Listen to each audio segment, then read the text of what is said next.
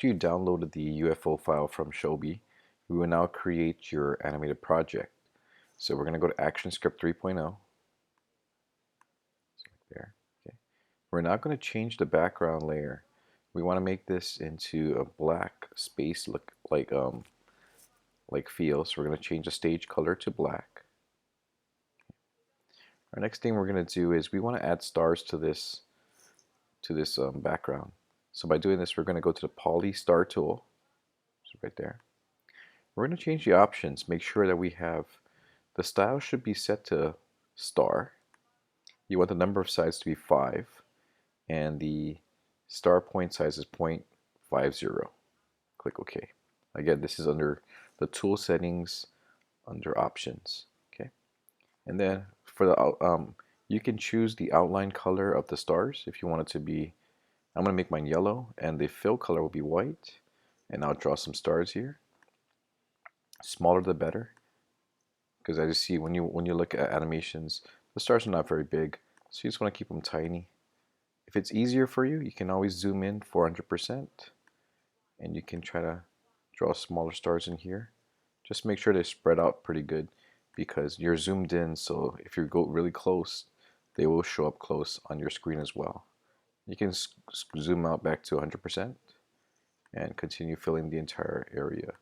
I'm just going to make mine a little bigger to save time, because I want to spend more time on the animation in this instruction rather than the stars. Okay, but again, you can choose how you want to make the stars the best you can. Okay, now I'm going to rename this layer. I'm going to call it background. I'm going to now insert a new layer, and this is where we're going to put the UFO on this layer. So new layer, we're going to rename it. I'm going to call this UFO. Okay. I'm now going to import this, the file I downloaded from Shobi. So File, Import to the library. We import to library because we want to have, in case you want to have multiple images of this file, it'll be in the library. So go to Import to library. I already downloaded the file. I put it on my desktop, UFO. Click Open. You won't see it on screen, but when you click on in the Properties window, next to that, you'll see the Library tab. You can click on Library, and there you'll see the UFO file here. Okay, so I'm going to click and drag the UFO file into my document. And there it is. Now, because I have stars already on this document, I want to make sure I don't affect the stars in background. I'm going to lock and hide the background layer, and I'm only going to have my UFO layer active. The first thing I want to do is I want to resize the UFO. I'm going to go to the toolbar, and I want to select the free transform tool. Okay. Here, hold the shift key down to keep the proportions natural. You can resize it to a nice smaller size, because your UFO is better if it starts small. I will then get my black arrow tool. I'm going to start my UFO in the upper left corner of my page. Okay.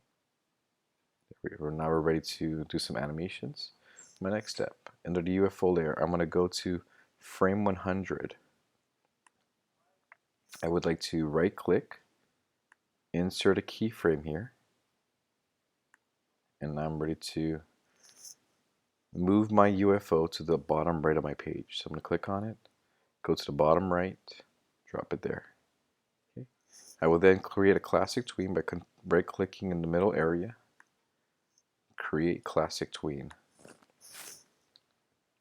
Okay. So for now, I'm going to then play it back and see if it looks like what I want. If I press return, it's perfect. It's going from top left to bottom right as I wanted it to do. The next thing I'm going to do is the UFOs don't go on the straight path. So what I want to do is I want to create a path for the UFO to go. I'm going to right click on the words UFO on the UFO layer. So again, so right click, and you're going to go to Add Classic Motion Guide. Okay. That's what I want to select. It makes a new layer for you, Guide Layer. This layer is where you're going to draw the path that you want the UFO to take. Because I don't want to interfere with my UFO layer, I'm going to lock it. I'm going to click on the first frame of the guide layer. I'm going to grab my pencil tool, and I'm going to draw a path I want the UFO to take. I'm going to keep it simple. Once you get the hang of this, you can make it more complex. But for now, I just want to keep it very simple because that'd be best. Okay, so just a little drawing like that. Now, my drawing's all set. I'm going to get my black arrow tool. I'm going to lock the guide layer. I'm going to unlock the UFO layer. And now I'm going to make the UFO do this path that I just drew. So unlock, click in frame 1 of the guide layer. Okay, you notice the UFO has this circle on top of it. That's very important because you want this circle to touch the starting point of the line. So again, I have frame 1 selected. Okay, I'm not gonna make the UFO start at the beginning of the path. Make that circle touch the beginning part of the path. Because you have the magnet on, which is magnet to, it's in the bottom part of your toolbar, it'll automatically hook to it. The next thing is go to frame 100. Okay, this is where you want the UFO to end up. So again, you see that little circle point here, this little circle? You want that to touch this point. So click and drag it to that center point. It should almost snap right to it. And now just press return to check if it does it correct. And yes, my UFO goes the path I selected. Okay. The next thing is, if you want to get fancy, you can then do this. You can add keyframes. Like maybe say like every 25 frames. You just right click, insert keyframe. You can get your free transform tool. You can make the UFO bigger. You can go to frame 50 every 25 frames. Control click, insert keyframe. You can make it smaller. So this will create the illusion of going back, going closer to you, going further away. You can go to frame 75, and this one, I want it to be super huge. Insert keyframe again. I want to make it very big. Okay, so it's like coming right at you. And then you don't have to do anything for frame 100. This is what my animation will look like. Okay, there you go. Now you notice the background only stays on for a portion of that. So how I want to make the background stay on for the entire duration of my animation is you unlock the background layer. We lock every layer that we're not using. So you can lock the UFO layer. If you want to unhide the background layer, you can. So you can see everything. You just go to frame 100 of background layer. We're going to right click, insert frame. Because we're not doing any animations to the background layer, all we have to do is insert frame, and that'll be enough so the background layer shows. If you want to hide your guide layer, you can hide it by clicking on the dot underneath the eyeball.